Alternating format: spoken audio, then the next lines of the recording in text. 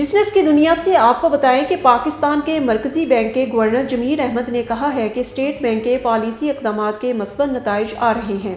وزارت خزانہ کے مطابق گورنر اسٹیٹ جمیل احمد کی وزیر خزانہ اسحاق ڈار سے فائنانس ڈویژن میں ملاقات ہوئی۔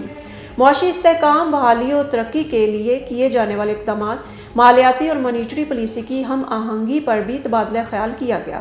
اس موقع پر گورنر نے بینک کی پائیدار ترقی کے حصول کے لیے مالیاتی پالیسی کے اقدامات پر بریفنگ دیتے ہوئے کہا کہ پالیسی اقدامات کے مثبت نتائج آ رہے ہیں۔ اسٹیٹ بینک معاشی بحالی کے عمل کے لیے پرعزم ہے۔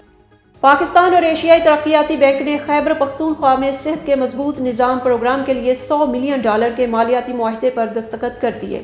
وزارت اقتصادی امور کے سیکریٹری ڈاکٹر کاظم نیاز نے حکومت پاکستان جبکہ ایشیائی ترقیاتی بینک کی جانب سے پاکستان ریزیڈنٹ مشن کے کنٹری ڈائریکٹر یونگ جے نے معاہدے پر دستخط کیے۔ خیبر پختونخوا حکومت اور ایشیائی ترقیاتی پروگرام کے درمیان صوبے میں پروگرام کے نفاذ کے لیے ایک اور معاہدے پر بھی دستخط کیے گئے۔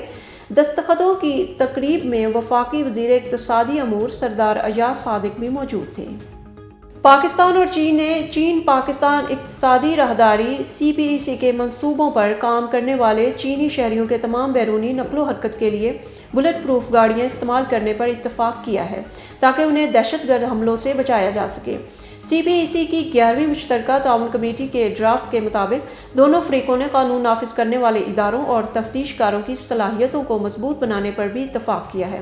اس سے چینی حکومت کے ان تمام خدشات کو دور کرنے میں مدد مل سکتی ہے جو CPEC کے منصوبے پر اس وقت تک آگے نہیں بڑھ رہی تھی جب تک کہ اس کے شہریوں کے تحفظ کی مکمل ضمانت نہیں دی جاتی اور پاکستان توانائی کے معاہدوں کے تحت اپنے وعدوں کو پورا نہیں کرتا۔